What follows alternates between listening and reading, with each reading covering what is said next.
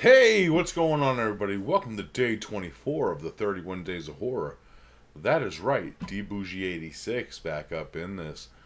Today, I have a very interesting movie for you guys today. This is a film that came out 2017, I want to say. It's one that I have heard about, and I just got this Blu-ray in a few days ago. So I wanted to check it out, and I'm rocking it today. Three Dead Trick or Treaters. Yeah, this is actually the reversible cover art. When you do get this, it's gonna be this cover art right here. But yeah, that cover art's fucking sick, yo. But very interesting movie. Now, I'm not. It's a horror anthology, but it's kind of hard to actually describe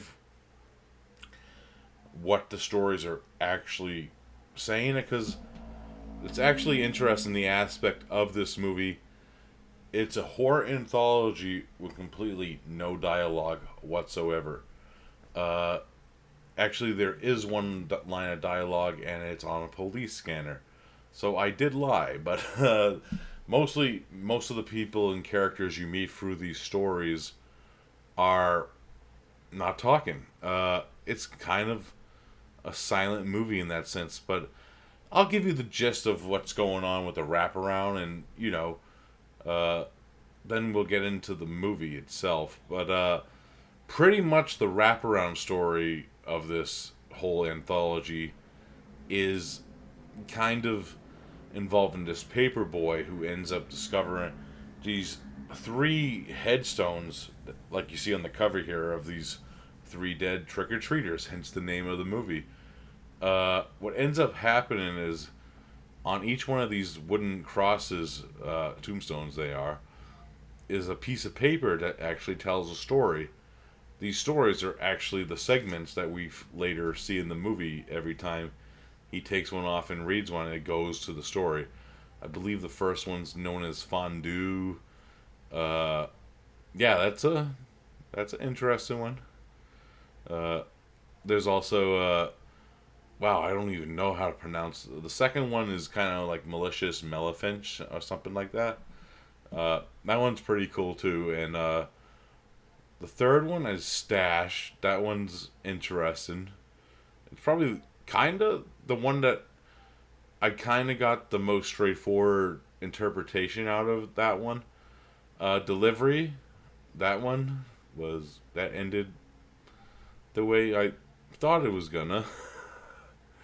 But yeah, and then these four stories are going as the wraparound stories going.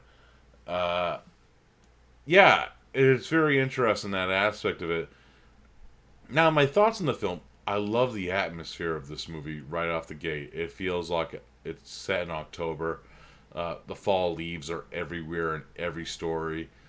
Just the woodland area that the movie was filmed in kind of makes this feel special and atmospheric in a way that you never did with the score. Only the score is its character on its own in this movie because, like I said, there's no dialogue. So the score is pulsating through each story, and I love it for that.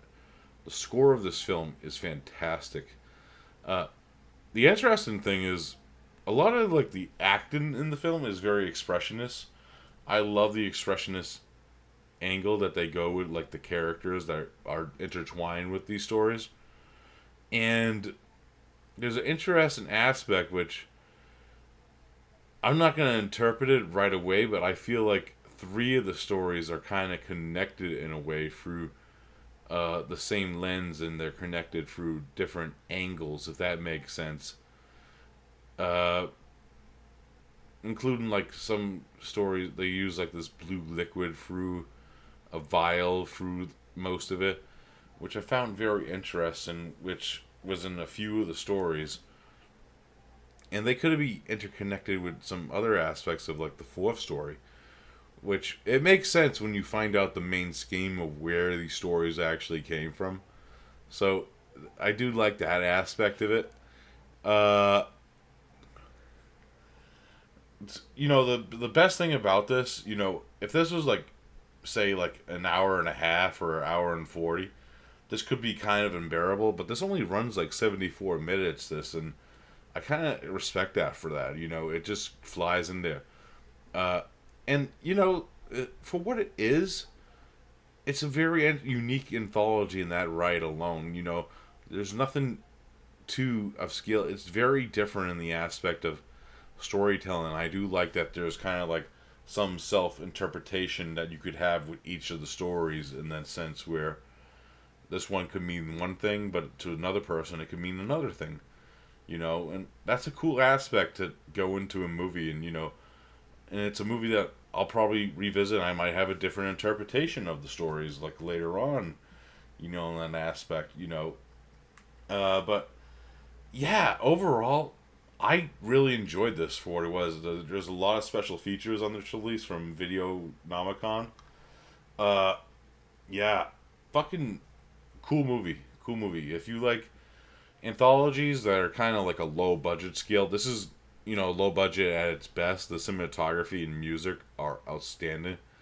It's very different. If you know, like, you just got to go into knowing that there is no going to be people talking throughout this the whole time, and it's kind of unique in that way. And I would like to hear other people's opinions on the stories and what their interpretation of them are in that sense. But yeah, good stuff. Uh, Highly recommended. Actually, one of my favorite watches of this 31 days so far. So yeah, check it out. All right, guys, that's it for day 24. I hope you enjoyed it. I'll be back tomorrow with another one, so I'll see you then. Bye bye.